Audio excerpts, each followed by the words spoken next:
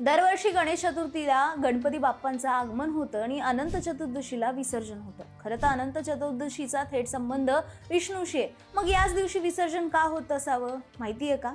पुराणातल्या कथेनुसार जेव्हा कौरवांसोबत द्यूत खेळात हरल्यानंतर पांडवांना 12 वर्षांचा वनवास आणि 1 वर्षाचा अज्ञातवास भोगावा लागला, तेव्हा त्या कठीण काळात श्रीकृष्णाने त्यांना संकटातनं बाहेर पडण्यासाठी अनंत चतुर्दशीचं व्रत करायला सांगितलं आणि व्रताची कथाही सांगितली।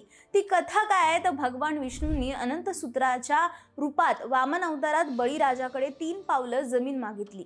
त्यामुळे हे सूत्र अतिशय पवित्र मानलं जातं।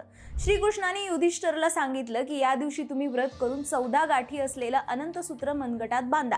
या व्रताच्या प्रभावाने पांडवांचे सर्व दुर्दैव नाहीसे झालं, त्यांना त्यांचं राज्य परत मिळालं आणि ते सुखी झाले। याच कथेमुळे अनंत चतुर्दशी हा दिवस दुर्दैव दूर करून सुख समृद्धी मिळवण्यासाठी साजरा केला जातो। या दिवशी भगवान विष्णूच्या अनंत रूपाची पूजा करून मनगटावर अनंत सूत्र बांधण्याची प्रथा आजही अनेक ठिकाणी पाळली जाते। गणपती बाप्पांच्या विसर्जनासाठी अनंत चतुर्दशीचा दिवस निवडण्याचं कारण हा दिवस भगवान विष्णूंच्या अनंत रूपाला समर्पित आहे। काही पौराणिक कथांनुसार गणपती हा विष्णूच्याच एका रूपाचा भाग मानला जातो, त्यामुळे दोन्ही देवांचा संबंध एकाच दिवशी जोडला जातो। गणपतीच्या मूर्तीचं विसर्जन करून गणेश भक्त दुसऱ्या वर्षी पुन्हा गणपतीला येण्याचं आश्वासन देतात, ज्यामुळे अनंत म्हणजेच अमर्याद आणि पुनरागमनचा संदेश दिला जातो।